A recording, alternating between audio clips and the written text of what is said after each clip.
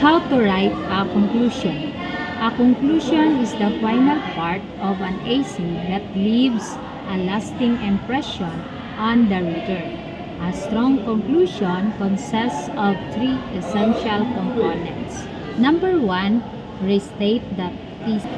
Restate the thesis means rewording your main argument in a fresh way rather than simply copying it from the introduction.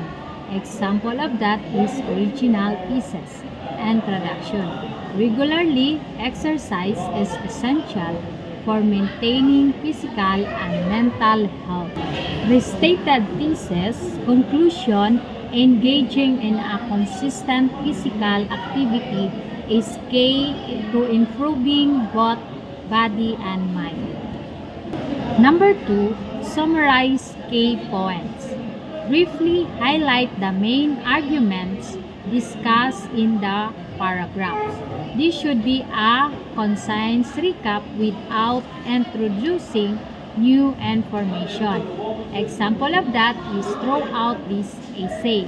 We have explored how exercise enhances cardiovascular health, boosts mental well-being, and increase overall energy level. Number 3 is final thought. End with a powerful statement that leaves an impact on the reader. This could be a call to action, a throughout-provoking question, or a final insight. Example for this is by making exercise a daily habit, individuals can lead healthier and more fulfilling lives. So why wait?